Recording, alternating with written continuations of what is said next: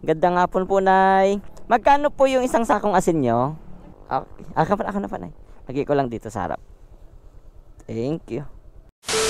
Checkpoint. Palaging may checkpoint dito. Hindi na mawawala tong checkpoint dito sa pagitan ng bago ka pumunta ng nagche-checkpoint sila dito ngayon, no?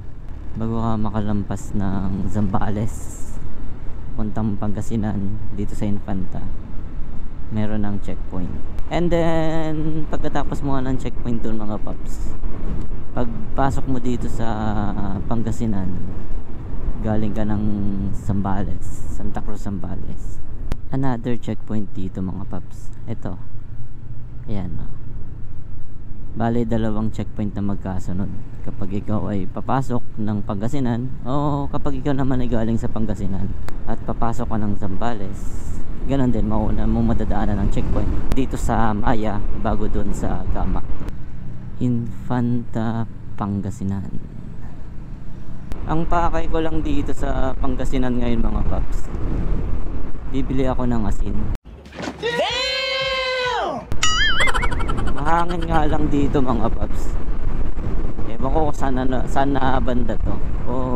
Basta dito sa tulay, lampas ng Infanta. Hindi din makapagmatulin ngayon dahil medyo sinasayaw tayo ng hangin. Huwag mong subukan, masisira ang buhay mo. Magaan lang kasi, mga paps, eh. Pwede na! Infanta pa rin ito. Uy, gulat ako doon. Hahanap na lang tayo dito, mga paps, sa tabi ng mapagbibilhan ng asin. May mga nagbebenta na dito, eh, alam ko.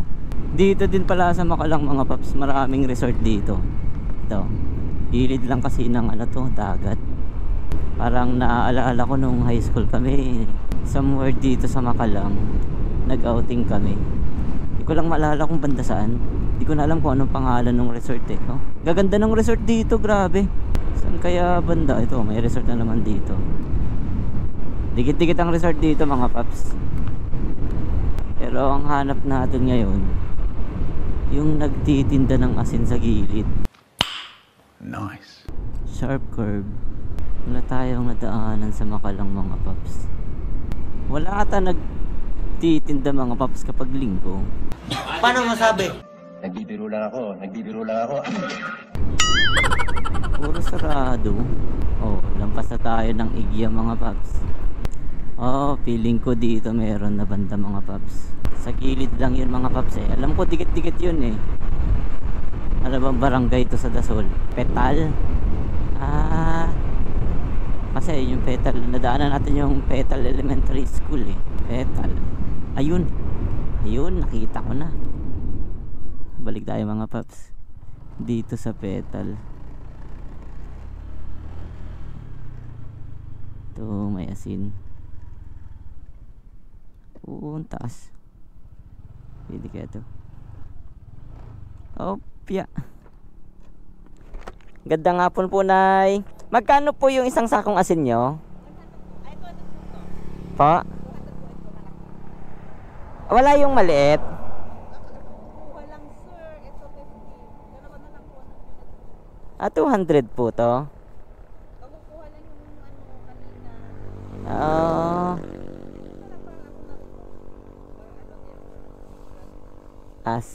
Sige, ito na lang. Ito, 200. Ako na pa, Nay. Lagi ko lang dito sa harap. Thank you. Padas ito, Nay. Magkano po itong padas? 75. Kunin ko na rin po. Ano pong barangay ito, Nay? Petal po. Petal nga talaga, mga paps. Nadaanan natin doon yung school. Dasol na po ito, Nay. Ito, mga paps, kumuha lang tayo ng asin. Isang sakong asin, tapos bagoong. Ito, padas. Masarap kasi yun sa pangsawsawan, eh. Ito lang sadya natin dito. Dito lang pala sa Petal Elementary School, mga paps. Papasok doon. Dito lang pala makakabili na tayo. Pero syempre, bago natin i-end yung video, mag-iiwan tayo ng bakas dito. Hanap lang tayo ng Hanap lang tayo dito ng mapag-iwanan ng bakas. Yung hindi masyado matao. Okay. Oh. Dito na lang sa bridge na to mga paps. Anong tawag dito sa bridge na to? Puenek Bridge. Ayan. Dito tayo mag-iwan ng bakas. Puenek Bridge dito sa papasok na to ng Igya. Lumampas tayo ng Igya mga paps eh. Kinakatayo natin ay Barangay Petal. Ito mga paps, mag-iwan tayo ng pampagood vibes tsaka sticker. Lulusot lang natin dito.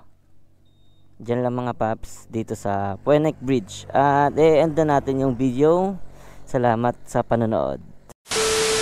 Checkpoint. Dito mga paps, na checkpoint ako habang papasok na ako ng Zambales.